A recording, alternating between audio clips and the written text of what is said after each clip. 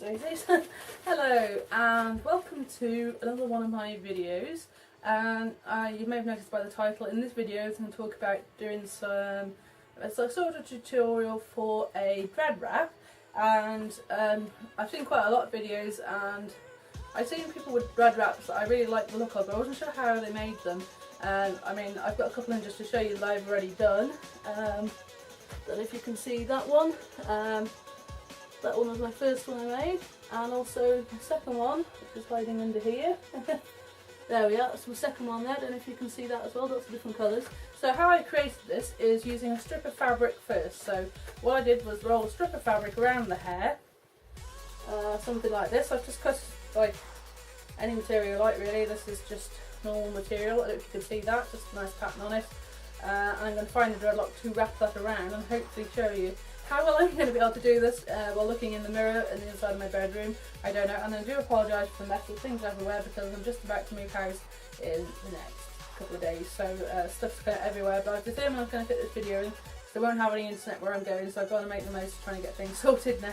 So yeah, I've got a piece of fabric, sort of that long, depends how long your dreads are to how much you need and how much of the dread you want to cover. So I started quite close up to the root. I've got a couple of inches, maybe an inch or so there, gap, and then that's just how I started, just where it was easy enough for me to get started from. And then I've also got some embroidery silk, because I think there's some nice colours. I don't know, I haven't washed them in yet. I imagine that the colour will just wash straight out. And again, I've got quite a long piece. Always better to have longer rather than shorter. If you've got long, you can cut it off. If you've got short, it's really difficult to kind of add on to. So I've done that. I've got a pair of scissors here, which I'm going to be using obviously to chop things off. I don't know, that material might be a bit long, so I might need to chop a bit off, but I'm just going to measure it in a minute and find out. The other thing which I use is, I'm just going to move those out of the way because they're really annoying. I might have fallen down on me, I have no idea. Some plastic, whatchamacallits, bowls. And I just like to put that so I can get the wrap in place first, because the wrap won't be really secure down until I put my embroidery silk over it. So just little bobbly things. I'm just going to keep those there. So let's get on with it. So first of all, I'm going to pick a dread which I would like to wrap. None of these ones, these are quite messy. I don't know, I'm thinking about, that'd be quite a good one to wrap. I don't know, I'm trying to pick one, or even that one maybe. That's quite a lot, and you might be able to see that from here, I don't know. Well, I could do it on that side and it might hide the messy hair, because that's what I call my messy side, because it's the side I sleep on. So I'll go back onto this side and I'll go with this one here. So I'm going to get my fabric and just find the start of the dread. And what I tend to do is, before you start wrapping downwards, just try and wrap, sorry I'm looking in the mirror as well there guys, I'm not ignoring you. Try and wrap it a couple of times around the top of the dread first. So I always get confused when I look in the mirror because I try to do everything the opposite way. So, and I try to do this reasonably tight because that's going to kind of anchor it in place, ready to move down the dread. So I'm just going to tighten that up reasonably. And then once you've done that, you can start to sort of move down in a slow spiral. It's up to you how much you want to do it. Depends what fabric you've got. If you've got a nice fabric and you want to show the design, maybe not overlap it too much because it sort of gets lost along the way. And I'm wrapping down the dread, and that is getting caught in it, which we don't want to happen. Yeah, just be careful of loose hairs and things like that, don't get trapped into it and then you're stuck with it all stuck together, which is what I'm trying to avoid at the moment. So going down, and as you can probably see, I've got way too much fabric. I don't know, I've got quite a way to go, maybe, maybe not. I underestimated how long this dreadlock was. So my dreads are now at 5 weeks old and coming along really good. I'm going to be doing a progress video which you can check out. I'm going to be filming that one just after this. So just highlighting my progress. Feel that they're really starting to lock up more now. Really feeling the difference. So anyway, I'm back down to the bottom now, and depends whether you want the end showing or not. On that one I kind of managed to just overlap it so it's kind of just disappeared, but it's up to you if you want to leave a bit. What I might do instead of cutting the fabric here is just wrap it around the bottom just to kind of finish it all off really. I hope you can see this alright, and I've got loads of loose hairs caught into it, which I'm just separating out, so I'll just try and move that a bit closer so you can see what I'm doing. I'm sorry my fingers are all in the way. I mean, it is quite straightforward. I mean, I'm not very good at these sort of things, and I managed to figure it out quite easily. So I just saw people with, like, you know, just have the silk, the wool or whatever yarn around it, and I was like, that's alright. And then I'd seen other ones where they've got like a block of colour, and I thought they must be wrapping fabric down that. So that's what I did really. I've got loads of bits of fabric, loads of hairs caught in there. Just going to loosen them out, especially at the roots there. That's it, so that's fine. So I've wrapped all the way down. Now, as you can see, the entire dread is covered. And if you give it a bit of a pull, the fabric shouldn't move anywhere. What I'm going to do now, because it's quite hard to hold that anti-embroidery thread around your hair, is to secure that off. I'm going to use one of my bobbles, just down the bottom there. So I'm just going to make sure it's finished off. So there we are, go around there. No one will see it, so it's alright. So I've secured that there, so you can see that's all covered. Looking quite good there. They do tend to be quite stiff with the fabric, so like this one's got a bit more bend in it, but it was like sticking out like that to start with. So that one's actually been quite like sort of hideaway. Actually, it's a bit of a secret one. That one, it sort of hides in the underlayers, but it comes out every now and again. So try the correct dreadlock for a start, and so make that loop, pass the two bits of string through it. Sorry. So that's tight at the top now. And I'm going to put one strand out of the way. I'm just going to wrap down with the one. And what you're going to do is spiral down and down and down, like so. So I'm just going to do this quite loosely, because if I do it quite tight, I'm going to run out of silk quite quickly. So you can see it's forming a spiral pattern again. Just watch you don't get your hairs all caught in it. So going down. I'm really rubbish at working with mirrors, you know.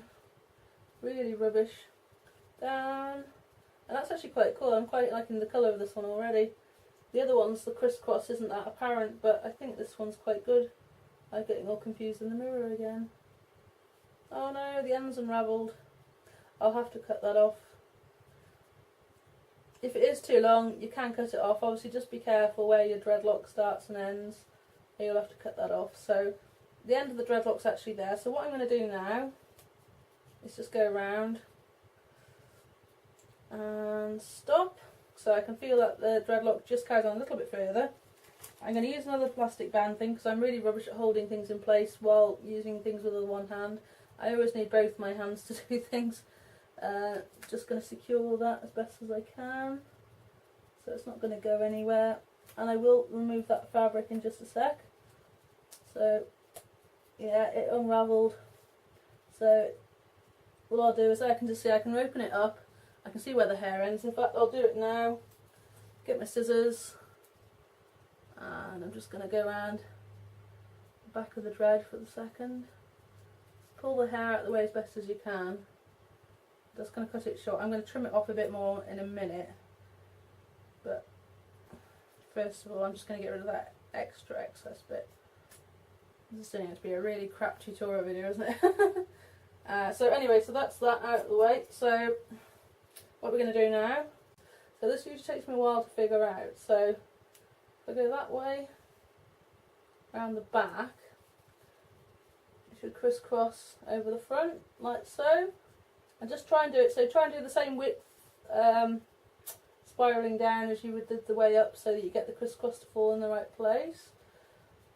So that's working alright at the moment. So I'm going to go crisscross, crisscross, all the way down.